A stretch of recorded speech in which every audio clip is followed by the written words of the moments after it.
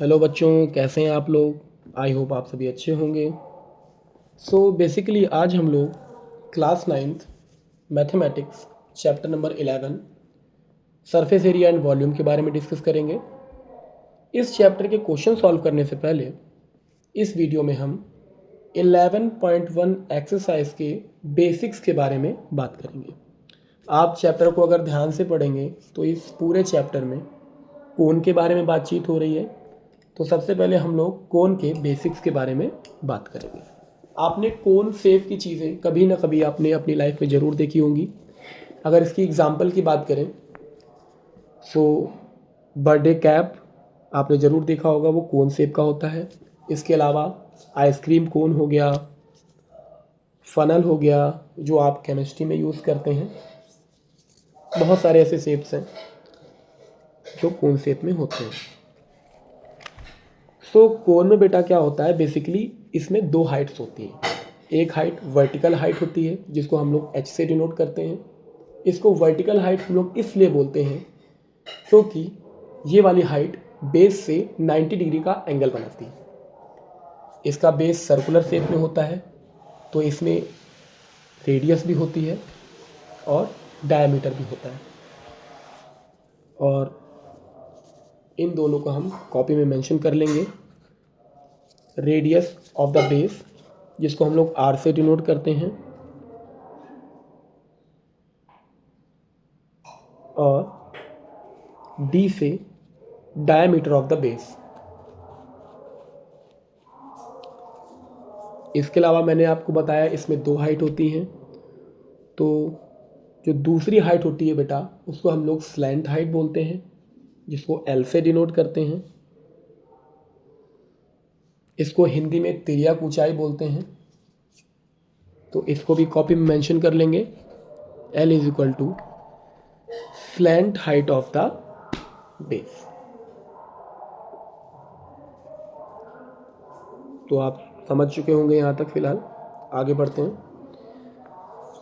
क्योंकि आप देख रहे हैं कि एल, आर और एच इनमें एक रिलेशन होता है जो आपने क्लास में ज़रूर पढ़ा होगा। सो आज हम लोग जानते हैं कि ये रिलेशन आता कहाँ से। बच्चों को ये रिलेशन पढ़ा दिया जाता है लेकिन ये बहुत कम ही बताया जाता है कि ये आता कहाँ से। सो हमने क्या किया है,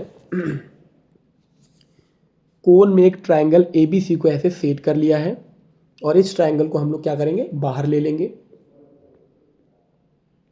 और इसमें ध्यान से देखेंगे तो इसकी ए बी जो साइड है वो वर्टिकल हाइट को डिनोट कर रही है, बी सी साइड जो है वो रेडियस ऑफ द बेस है और ए सी साइड जो है वो स्लैंट हाइट है।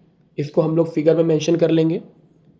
और जैसा कि मैंने अभी आपको बताया कि ए बी वर्टिकल हाइट है इसलिए ए बी बेस से 90 डिग्री का एंगल भी बना रही है। सो अगर एंगल बन रहा है 90 डिग्री का तो आप इसको राइट एंगल ट्रायंगल भी बोल सकते हैं।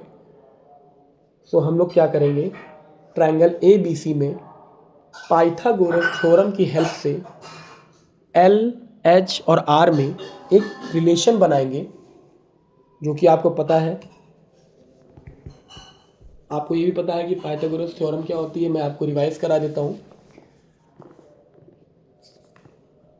जो सबसे बड़ी वाली साइड का जो स्क्वायर होता है वो जो छोटी साइड्स होती हैं उनके स्क्वायर के एडिशन के इक्वल होता है।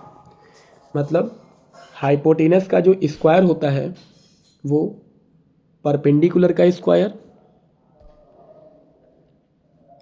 प्लस बेस के स्क्वायर के इक्वल होता है। हाइपोटेनस मतलब एल का square is equal to H का स्क्वायर प्लस आर का square. L square equal to H square plus R square. तो ये डायरेक्ट फॉर्मूला हो जाएगा एल निकालने का। अगर आप इसी फॉर्मूले का यूज़ करके एच की वैल्यू निकालना चाहें यहाँ से तो यहाँ से H square is equal to L square minus R square हो जाएगा और H equal to under root L square minus R square. तो यहाँ से हमें एच का डायरेक्ट फॉर्मूला मिल जाएगा जिसको आप सभी लोग याद रखेंगे। इसी तरह हम लोग आर का फॉर्मूला भी निकाल सकते हैं। R square is equal to L square minus H square हो जाएगा। और r equal to under root L square minus H square. और इसी प्रोसेस का यूज़ करके हम लोग l की भी वैल्यू निकालेंगे। तो l इज इक्वल टू हो जाएगा under root H square plus R square. तो बेटा ये तीन फॉर्मूले, इनका इस चैप्टर में यूज़ बहुत होता है, तो आप सभी इन तीन फॉर्मूले को एकदम दिमाग में याद रखेंगे। मोस्ट इम्पॉर्टेंट फार्मूलाज हैं। ये यूज़ कहाँ होते हैं? अगर आपको एल की वैल्यू दी हो, एच की दी हो और आर निकालना हो, तो ये सारे फार्मूलाज यूज़ होते हैं। इसके अलावा बेटा इस चैप्टर में और जो फार्मूलाज यूज़ होने वाले हैं वो भी हम डिस्कस करेंगे। एक बार कोन को फिर से ड्रॉ कर लेंगे और स्लैंट हाइट और रेडियस को फिर से एक बार दिखा देंगे। इसमें बेटा दो सरफेस होती हैं, पहली कर्व सरफेस होती है और जो सेकंड होती है वो फ्लैट होती है। तो सबसे पहले हम लोग इसका बेस के बारे में बात करेंगे। जैसा मैंने अभी आपको बताया, इसका जो बेस होता है वो सर्कुलर शेप का होता है। So area of the base of the कोन, तो एरिया ऑफ द बेस क्या होगा? क्योंकि इसका बेटा जो बेस है वो सर्कुलर शेप का है, तो एरिया ऑफ द बेस हो जाएगा हमारे पास एरिया ऑफ द सर्कल। ठीक है, ये बात क्लियर हो गई। तो area of the base of the cone is equal to हो जाएगा एरिया ऑफ द सर्कल। और ये होता क्या है फॉर्मूलों में? पाई आर स्क्वायर। पाई की वैल्यू आप सभी को पता है, इसकी वैल्यू 22/7 होती है या 3.14 होती है। पाई अप्रॉक्सीमेटली 22/7 और 3.14 के इक्वल होता है। तो जहाँ जहाँ आप पाई का यूज़ करेंगे वहाँ वहाँ आप इन वैल्यू को पुटअप कर सकते हैं। इसके अलावा बात करेंगे सरकमफ्रेंस ऑफ द बेस की। सरकमफ्रेंस को ही हम लोग पेरीमीटर ऑफ द बेस भी बोलते हैं। फिर से वही चीज़, क्योंकि बेटा इसका जो बेस है वो सर्कुलर शेप का है, तो इसमें जो फॉर्मूला भी लगेगा circumference of the base is equal to हो जाएगा सरकमफ्रेंस ऑफ द सर्कल। तो इसको यहाँ पे मेंशन कर लेंगे, circumference of the cone is equal to 2πr, क्योंकि सरकमफ्रेंस ऑफ सर्कल का जो फॉर्मूला होता है वो होता है 2πr। ठीक है, इसके बाद बात करेंगे हम लोग कर्व्ड सरफेस एरिया की। कर्व्ड सरफेस एरिया क्या होता है? कोन का वो एरिया जो कर्व्ड सरफेस से बना होता है, उस एरिया को बेटा हम लोग बोलते हैं कर्व्ड सरफेस एरिया। अगर आप इसको शॉर्ट फॉर्म में लिखना चाहते हैं तो आप इसको CSA भी लिख सकते हैं। और फिगर में बात करें तो ये कितना एरिया होता है आप इसको देखेंगे, मैंने एक पार्ट को सेट कर दिया है। इसका मतलब ये जो एरिया होगा बेटा उसी को हम लोग बोलेंगे कर्व्ड सरफेस एरिया। ठीक है, CSA, इसका जो फॉर्मूला बेटा होता है वो हो जाएगा πr/l। मोस्ट इंपॉर्टेंट फॉर्मूला है बेटा, आप सभी को पता है। r रेडियस हो जाएगी, l आपकी स्लैंट हाइट हो जाएगी और पाई की वैल्यू क्या होगी? 22/7 और 3.14। इसके अलावा अगर हम लोग बात करें टोटल सरफेस एरिया की, तो टोटल सरफेस एरिया क्या होगा बेटा? Total surface area means area of the curve surface plus area of the base. क्योंकि ये दो सरफेस से मिलकर बना है, तो इसको हम लोग लिख देंगे CSA plus area of the base. ये बात आप समझ पा रहे होंगे। कर्व सरफेस के एरिया में हम लोग एरिया ऑफ द बेस को ऐड कर देंगे, तो CSA हो जाएगा πr/l। और एरिया ऑफ द बेस क्या होगा बेटा? क्योंकि बेस हमारा सर्कुलर शेप का है, ये आपको पता है, तो एरिया ऑफ सर्कल क्या होता है? एरिया ऑफ सर्कल होता है πr²। तो आप देखेंगे यहाँ से अगर हम कॉमन की बात करें तो πr कॉमन हो जाएगा और हो जाएगा l+r। तो ये हमारा TSA का फॉर्मूला हो गया। ठीक है,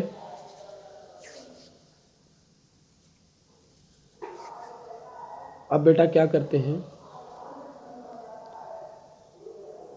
इसके बाद वॉल्यूम ऑफ द कोन की भी बात कर लेते हैं। वॉल्यूम क्या होता है? वॉल्यूम का मतलब अगर आप आइसक्रीम से समझ रहे हैं तो मान के चलिए आइसक्रीम का जो नीचे वाला शेप है वो कोन शेप का है। तो आपसे ये पूछा जा रहा है इसमें कितनी आइसक्रीम आ सकती है, इसी को बेटा बोलते हैं वॉल्यूम ऑफ द कोन। इसका फॉर्मूला क्या होता है? 1/3 पाई आर स्क्वायर एच। अब सारे फॉर्मूलाज को हम लोग क्या करते हैं, एक बार लिख लेते हैं और इसको रिवाइज भी कर लेंगे एक साथ एक जगह। ठीक है, जो फॉर्मूलाज इस चैप्टर में यूज़ होने वाले हैं हम क्या करेंगे, उसको एक जगह लिख लेंगे। तो सबसे पहले हम बात करेंगे आर क्या होता था? आर होता था radius of the base. D क्या होता था बेटा? डी होता था diameter of the base. H क्या होती थी? वर्टिकल हाइट और हाइट ऑफ द कोन। ठीक है, एल क्या हो जाएगी हमारे पास? Slant height.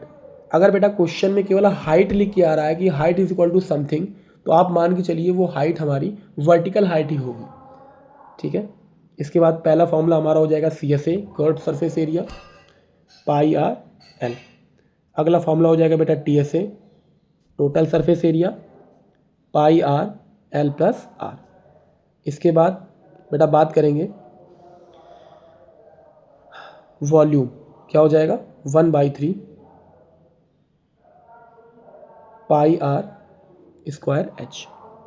ठीक है, सी एस ए मैंने आपको बताया, इसका फुल फॉर्म क्या होता है बेटा? Curved surface area. इसको भी यहाँ पे मेंशन कर लेंगे।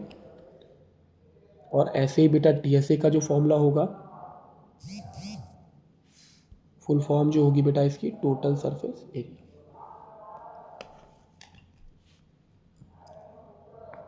ठीक है, इसके बाद बेटा बात करेंगे हम लोग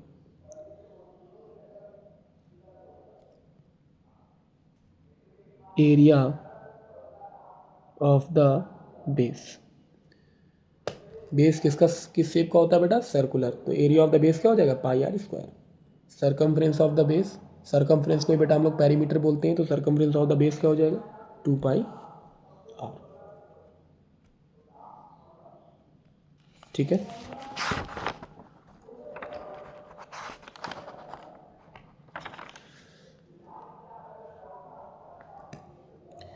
इसी के साथ इस चैप्टर के बेटा सारे फॉर्मूले एक जगह पे हम लोगों ने नोट कर लिए हैं।